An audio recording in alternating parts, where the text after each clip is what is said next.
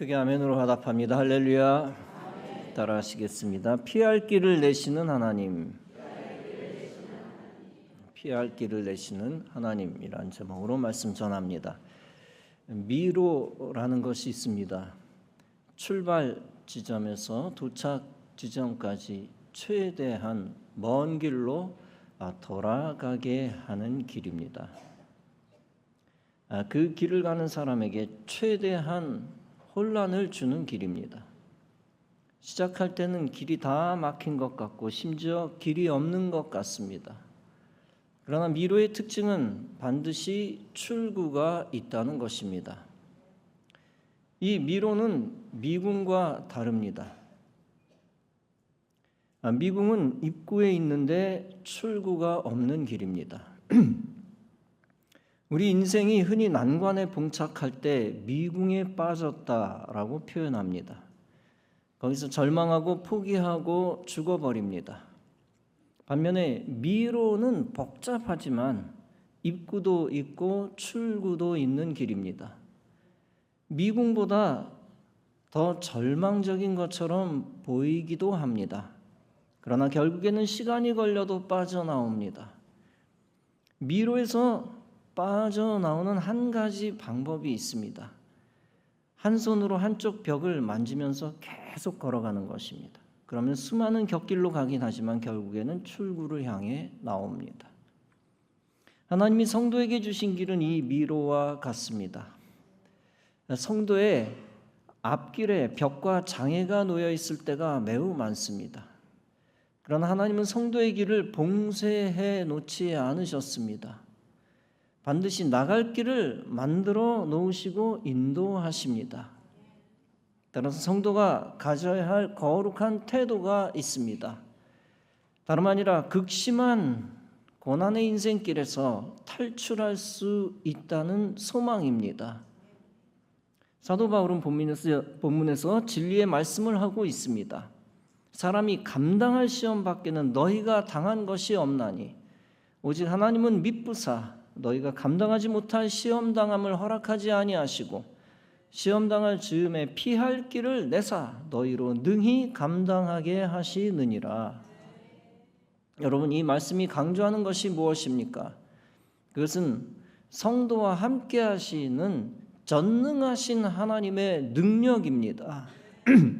전능하신 하나님 안에서 성도에게 불가능이 없다는 뜻입니다. 주 안에서 회복되지 않을 것은 하나도 없다는 뜻입니다. 그런데 우리가 오해하지 말고 분명히 알아야 할 것이 있습니다. 그것은 성도 자신은 결코 전능하지 않다는 것입니다. 성도는 피할 길을 알지 못합니다. 실제 성도도 인간이라 당장 감당할 수 없는 시험과 고난이 많습니다. 감당할 시험 밖에는 성도에게 당한 것이 없다는 말씀을 오해해서는 안 됩니다. 이 말씀은 사람의 능력이 초인적이라는 뜻이 아닙니다.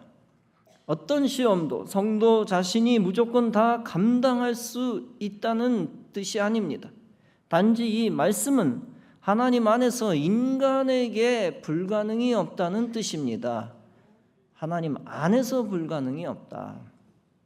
하나님과 동행하는 성도는 모든 시험과 고난과 환난을 이긴다는 뜻입니다. 하나님이 돌파할 길을 알려주시고 인도하시기 때문입니다. 하나님만이 아시는 길을 성도에게 허락하시고 갈 힘을 주시기 때문입니다. 따라서 성도는 소망을 품을 수 있습니다. 하나님이 허락하지 않으신 미궁 속에서는 소망이 없습니다. 반대로 하나님이 허락한 미로 속에서는 여전히 소망이 있습니다. 성도가 소망을 놓치지만 않으면 소망 안에서 생명을 얻습니다. 사도 바울은 로마서 12장에서 성도들에게 강권합니다. 소망 중에 즐거워하며 환난 중에 참으며 기도에 항상 힘쓰라. 이 말씀은 성도가 절망에 빠질 때에 괴로워하거나 우울해하지 말라는 것입니다. 미로를 미궁으로 오판하고 인생을 포기하거나 죽지 말라는 것입니다. 마귀는 신자든 불신자든 모든 사람이 인생을 포기하기를 원합니다. 따라서 그들이 말씀을 못 믿게 하고 비진리를 진리처럼 착각하게 만듭니다. 그렇게 함으로써 인생의 벽 앞에서 절망하게 하고 자폭하게 합니다. 문제는 절망하고 자폭하는 것은 전염병과 같다는 것입니다. 그 전염병은 악한 것을 따라하는 것이고 저주의 열매를 퍼뜨리는 것입니다. 악한 유행이지요. 노숙자가 자살하면 사람들이 별로 거들떠보지 않습니다. 오히려 암암리에 그 시체를 가져다 해부학에서 사용하기도 한다고 합니다. 그런데 유명 연예인이 자살하면 파급이 큽니다. 꼭 따라 죽는 청소년 청년들이 나옵니다. 그래서 언론에서 과거에는 자살 보도를 작게 하자고 결의를 했습니다. 그러나 그것을 지키는 매체는 거의 없고 앞다투어 보도합니다. 심지어 자결을 미화하는 반기독교적인 PD들도 적지 않게 있습니다. 그리스도인은 항상 그런 행태를 비판적으로 바라보아야 합니다. 인생의 비극 중 하나가 있습니다. 그것은 사람이 희망을 잃어버리면 최악의 선택을 한다는 것입니다. 희망을 잃어버리면 아무리 똑똑한 변호사나 대통령도 죽을 수밖에 없습니다. 그러나 여러분, 이 땅에 희망 없는 사람은 존재하지 않습니다. 누구든 일어설 수 있고 누구든 치료받을 수 있습니다. 그럼 왜 희망이 없다고 판단하느냐? 바로 사탄이 희망이 없다고 속삭이기 때문입니다. 사탄은 항상 기회만 있으면 틈타 속삭입니다. 너는 해도 안 돼. 이제 너무 늦었어. 다른 길은 없어. 자신을 속이지 마. 네가 가진 것이 뭐니? 이 문제가 해결이 되지도 않지만 해결이 돼도 더 큰 문제가 올 거야. 이거 못하면 그냥 포기해. 이거 못하면 다른 일은 손도 대지 마. 그것도 못하냐? 그냥 사라져. 앞으로 죽을 때까지 좋아질 이유는 전혀 없어. 그것은 희망 고문이야. 이것은 현실이야. 그러나 여러분, 이 모든 것은 사탄이 주는 생각입니다. 사실 아닌 것을 사실로 믿게 하는 것이 사탄입니다. 사탄은 인생의 막다른 골목 앞에서 진리 아닌 것을 진리로 믿게 합니다. 그래서 사람으로 하여금 절망하게 하고 멸망시킵니다. 사탄은 사람으로 하여금 피해자라는 피해의식만 심어줍니다. 그리고 그 의식으로 주위의 타인들까지도 무수하게 괴롭히게 만듭니다. 성도는 절대 사탄에게 속아서는 안 됩니다. 반대로 그리스도께서 사도를 통해 주신 말씀만을 받아야 합니다. 그 말씀 믿고 의지해서 소망 안에서 승리해야 합니다. 남자 청년들이 한번 군대에 입대했는데 제대가 없다고 가정을 해봅시다. 그러면 제대를 희망한다는 것은 무의미할 것입니다. 어느 나라든 사병 군복무는 정해진 기간이 있습니다. 북한의 사병 복무 기간은 11년입니다. 최대 13년까지 늘어난 경우도 있고 여자는 7년 복무합니다. 10년 이상 복무하기 때문에 남자들은 30대에 제대합니다. 그런데 우리나라에 제대가 없다면 70세, 80세까지 제대를 못합니다. 그러면 남자 청년들은 억장이 무너질 것입니다. 그러나 군대가 아무리 어려워도 제대의 순간은 있습니다. 우리나라는 2년 안에 의무 군복무를 마무리합니다. 따라서 그 소망 때문에 훈련도 받고 모욕도 이길 수 있게 됩니다. 소망을 가진 자들은 결국 그 소망대로 새 세상을 만납니다. 그래서 잠언 13장은 말씀합니다. 소망이 더디 이루어지면 그것이 마음을 상하게 하거니와 소원이 이루어지는 것은 곧 생명나무라. 이처럼 인생은 뭔가 가능성이 보이면 의욕을 가지고 다시 출발합니다. 하나님은 어떻게 해서든지 성도에게 돌파구를 허락하십니다. 성도에게 믿음과 소망 주셔서 그 힘으로 장벽을 극복할 힘을 주십니다. 어떤 방법인지 성도는 당장 그 돌파구를 가는 길을 모릅니다. 그러나 분명한 것이 있습니다. 그것은 이 땅에서 성도에게 장벽을 돌파할 하나님의 방법이 있다는 것입니다. 사탄은 인생이 헛된 곳에 집중하게 하여 절망하게 하고 죽음에 이르게 합니다. 1등 하던 학생이 3등으로 떨어졌다고 목숨을 끊는 경우가 있습니다. 실제 사례들이죠. 과거 최고 수재가 모인 카이스트나 고시촌에서 가끔씩 있었던 일들입니다. 1등이 인생의 전부라는 잘못된 가치관에 집중하여 벌어진 일입니다. 이런 식으로 사탄이 잘못된 데 집중시켜 인생을 죽음에 이르게 합니다. 성도는 자기가 설정해 놓은 한 가지 가치에만 집중하여 낙심하는 일이 있어서는 안 됩니다. 반대로 성도는 성도를 위한 하나님의 다양한 가능성에 집중해야 합니다. 루트비히 반 베토벤은 이렇게 말했습니다. 내일 아침 깨어나지 않았으면 좋겠어요. 그는 청력을 다 잃고 극심한 우울증으로 절망하여 유서까지 남겼습니다. 그러나 베토벤은 절망을 이겨내고 다시 일어났습니다. 이때 작곡된 곡이 베토벤의 후기 걸작 현악 4중주 15번입니다. 그는 이 악장을 이렇게 명명했습니다. 회복된 자가 신에게 바치는 거룩한 감사의 노래이다. 특히 말년에 거의 청력을 잃은 상태에서 작곡한 곡이 있습니다. 그것은 교향곡 제9번 합창입니다. 아까 우리가 찬양한 기뻐하며 경배하세의 곡입니다. 이 곡은 인류애와 소망을 노래하는 곡으로 그의 정신적 승리를 상징합니다. 이것은 일생 우울증으로 산 그가 위대한 업적을 남길 수 있음을 보여준 것입니다. 여러분, 우리가 고통을 이길 수 있는 이유는 무엇입니까? 예수 그리스도는 소망의 주님이시기 때문입니다. 자전거를 타고 오르막길을 가면 힘이 듭니다. 그러나 타고 올라가든 끌고 올라가든 끝까지 올라갈 수 있는 희망이 있습니다. 왜냐하면 반드시 내리막길이 있기 때문입니다. 등산을 할 때 너무 힘들어도 끝이 있어 힘을 내면 끝까지 올라갈 수 있습니다. 우리 인생도 마찬가지입니다. 아무리 어려워도 반드시 돌파구가 있습니다. 반드시 회복됩니다. 반드시 올라갈 날이 옵니다. 소망 없는 인생은 고통스러울 수밖에 없습니다. 절망의 고통은 환경 자체라기보다는 소망을 포기할 때 생기는 것입니다.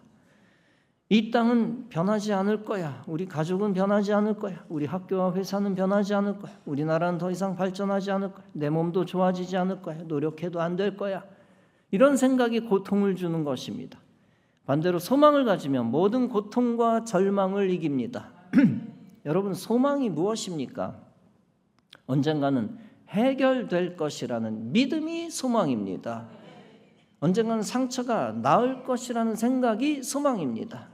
언젠가는 경제적 어려움이 해결될 것이라는 생각이 소망입니다. 언젠가는 시대와 환경이 좋아질 것이라는 생각이 소망입니다. 반드시 이 일을 완성할 날이 있을 것이라는 생각이 소망입니다. 소망만 있으면 어떤 상황에서도 기뻐할 수 있습니다. 내가 꼴찌에서도 이제 올라갈 수 있을 거야. 이렇게 생각하며 기뻐할 수 있습니다. 내가 몸이 아파도 내일, 다음 주, 다음 달에는 더 좋아질 수 있을 거야. 이렇게 생각하면 기뻐할 수 있습니다. 돈이 없어도 내년에는 돈이 생길 거야 라고 생각하면 기뻐할 수 있습니다. 지금 실연당하면 너무 슬플 수 있습니다. 그러나 더 좋은 만남이 있을 거야 라고 생각하면 기쁨을 회복할 수 있습니다. 좋아질 것이라 생각하고 소망 품으면 반드시 좋아질 날이 오고야 맙니다. 잠언 10장은 말씀합니다. 의인의 소망은 즐거움을 이루어도 악인의 소망은 끊어지느니라. 의로운 사람들이 소망을 가지면 즐겁다는 말씀입니다. 의를 위해 핍박을 당해도 소망을 가지면 즐겁게 됩니다. 좋은 일을 하고 낙심치 않고 소망 가지면 즐겁게 됩니다. 이처럼 성도는 소망 안에서 즐거워할 줄 알아야 합니다. 따라서 로마서 15장은 말씀했습니다.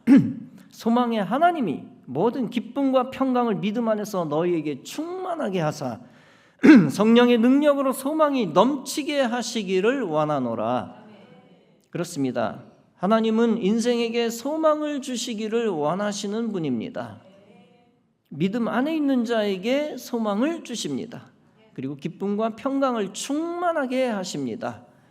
이 소망 때문에 어떤 인생도 힘든 일을 견딜 수 있습니다. 환난 중에 참으라고 했습니다. 공부가 힘들어도 성공에 대한 소망 가지면 참아낼 수 있습니다. 돈 버는 것이 힘들어도 부유함에 대한 소망 가지면 참아낼 수 있습니다. 수모를 당하고 억울한 일을 당하는 거 힘듭니다. 심지어 불의하고 악한 자가 나라의 권세를 일시적으로 붙들기도 합니다. 그러나 하나님의 심판은 끝나지 않습니다. 나라와 교회가 패배당하는 것 같을 때가 있습니다. 그럼에도 성도는 끝까지 하나님의 대역전극을 소망하며 참아야 합니다. 영혼 구원이 힘들어도 언젠가는 영혼 구원의 열매가 있을 것을 소망해야 합니다. 인생에 죽음의 고통이 있어도 부활할 것이라는 소망 가지고 참아야 합니다. 기도에 항상 힘쓰라고 했습니다. 기도는 누가 합니까? 미래를 기대하는 자가 기도합니다. 기대가 없으면 기도도 하지 않습니다. 기도는 미래 하나님이 역사하실 것에 대한 소망을 갖는 것입니다. 기도는 소망을 이루기 위한 영적인 노력입니다. 소망하면 기도해야 합니다. 소망에만 단순히 희망에만 머물러서는 안 됩니다. 희망만 가지면 몽상가가 될 수 있습니다. 소망에 더하여 거기에 기도의 노력이 필요합니다. 소망하고 기도하면 역사가 일어납니다. 하나님은 먼저 우리에게 마음의 소원을 주십니다. 비전을 주십니다. 소망 주십니다. 그리고 마음을 뜨겁게 만드십니다. 그래서 빌립보서 2장은 말씀합니다. 너희 안에 행하시는 이는 하나님이시니 자기의 기쁘신 뜻을 위하여 너희에게 소원을 두고 행하게 하시느니라. 이처럼 하나님은 성도가 소망으로 기도하게 하시고 성도를 움직이십니다. 그래서 마태복음 15장에서 예수님은 가나안 여자에게 말씀합니다. 여자여, 네 믿음이 크도다. 네 소원대로 되리라 하시니 그때부터 그의 딸이 나으니라. 믿음으로 소망하며 간절히 기도하며 바라는 것이 중요하다는 것입니다. 그러면 바라는 것이 눈앞에 이루어진다는 말씀입니다. 성도에게 가장 귀한 소망이 있습니다. 다름 아니라 천국 소망입니다. 천국 소망은 부활 소망입니다. 육체가 죽은 이후에 신령한 몸으로 부활한다는 소망입니다. 천국 소망은 하나님 심판에 대한 소망입니다. 불의와 사망 권세가 사라지고 하나님의 의와 영광이 나타난다는 소망입니다. 이 땅에서 자만하던 악인들을 죽음 후에 하나님이 심판하신다는 소망입니다. 그래서 요한계시록 21장은 말씀합니다. 믿지 아니하는 자들과 흉악한 자들과 점술가들과 우상숭배자들과 거짓말하는 모든 자들은 불과 유황으로 타는 못에 던져지리니 이것이 둘째 사망이니라. 다시 말하면 이 생과 내 생을 위한 의의 최후 승리입니다. 성도는 천국 소망 때문에 현재의 고통을 이길 수 있습니다. 인간의 육체의 고통, 정신적 고통을 이길 수 있습니다. 선한 사람의 억울함과 죽음의 고통도 이길 수 있습니다. 또한 천국 소망은 세상의 죄의 유혹을 이길 수 있게 합니다. 천국에 상급이 있기에 성도는 그 상 바라보며 세상 죄악의 유혹을 이깁니다. 돈의 유혹, 성적 유혹, 권력에 대한 유혹을 이깁니다. 천국 상급을 받는다는 희망이 없다면 인생은 어떻게 되겠습니까? 그러면 인생은 죄의 유혹을 이길 수 없을 것입니다. 오직 확실한 천국 소망만이 죄의 유혹을 이기게 합니다. 그리고 천국 소망만이 이 땅에서 받는 모든 시험과 환난을 이기게 합니다. 그러므로 성도는 천국 생명 주시는 하나님을 믿고 시험을 이겨야 합니다.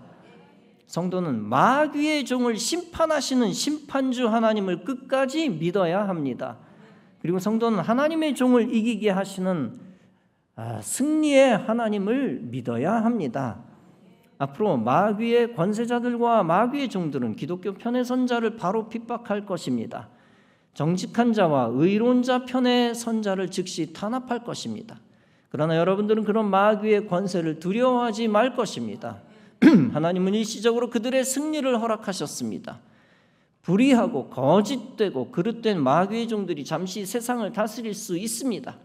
그러나 하나님은 마지막에는 그들을 하만처럼 무너지게 하실 것입니다. 처음 승리보다 중요한 것은 중간 승리입니다. 중간 승리보다 중요한 것은 최종 승리입니다. 하나님 나라 교회 역사에 있어서 중요한 것은 최후 심판입니다. 하나님이 작정하신 때에 이루실 하나님의 최후 심판을 아무도 피하지 못합니다.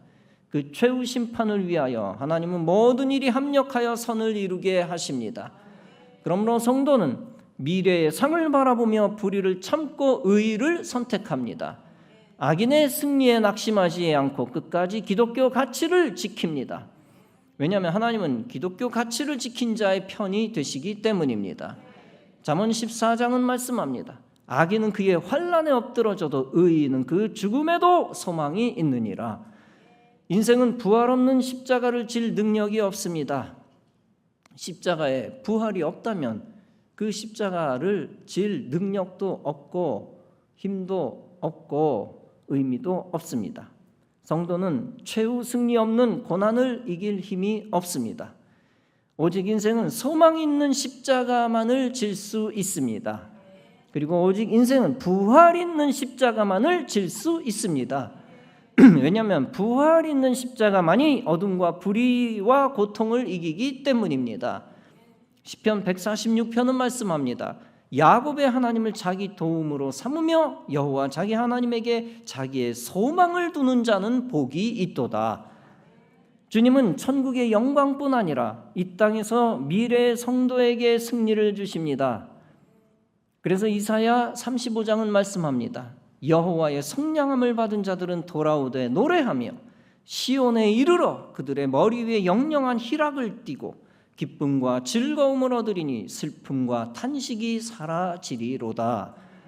또 예레미야 31장은 말씀합니다.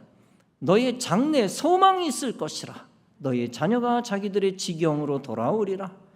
그러므로 성도는 승리와 영광의 주관자 하나님만 바라보고 의지해야 합니다. 그리고 하나님의 때 성도에게 승리 주실 하나님을 믿어야 합니다. 그러므로서 현재 고난을 이기고 의로운 삶을 살아야 합니다. 여러분 모두 미래에 승리할 것을 믿으며 악을 대적하여 이기시기 바랍니다. 승리에 대한 믿음 없이 악과 싸울 수 없습니다. 싸워도 소용없다는 불신을 가지면 안 됩니다. 그것은 사탄이 이용하는 것입니다. 사탄은 희망을 부수고 패배주의를 넣어주어 악과 싸우지 못하게 합니다. 전쟁터에서 절망에 빠진 자는 도망칠 수밖에 없습니다. 사람은 희망을 잃어버리면 악과 싸울 수 없습니다. 이렇듯 소망이 사라지면 무서운 결과가 나옵니다. 반대로 소망만 있으면 이기지 못할 시험이 없습니다. 요한일서 2장은 말씀합니다. 청년들아 내가 너희에게 쓴 것은 너희가 강하고 하나님의 말씀이 너희 안에 거하시며 너희가 흉악한 자를 이기었음이라. 무슨 뜻입니까? 하나님의 말씀이 역사하면 이기지 못할 불가능한 대적이 없다는 뜻입니다. 그러므로 성도의 살 길은 오직 소망뿐입니다. 로마서 8장은 강력한 소망에 대한 말씀을 하고 있습니다. 누가 우리를 그리스도의 사랑에서 끊으리요? 환난이나 곤고나 박해나 기근이나 적신이나 위험이나 칼이랴. 이 모든 일에 우리를 사랑하시는 이로 말미암아 우리가 넉넉히 이기느니라. 그렇습니다. 오직 예수 바라보는 소망만이 환난을 이기는 힘이 됩니다. 오직 미래의 영광과 최후 승리를 믿는 믿음만이 악을 이기는 힘이 됩니다. 그러므로 사랑하는 성도 여러분, 미래의 승리를 바라보며 닥친 모든 시험을 이기며 신앙생활하시기 바랍니다. 소망 안에서 고난을 이기고 소망 안에서 의롭게 살며 소망 안에서 세상의 유혹과 죄악을 이기고 소망 안에서 즐거움을 회복하고 소망 안에서 위대한 일을 이루고 큰 하나님의 사람 다 되어지시기를 주님의 이름으로 축원합니다. 기도하시겠습니다.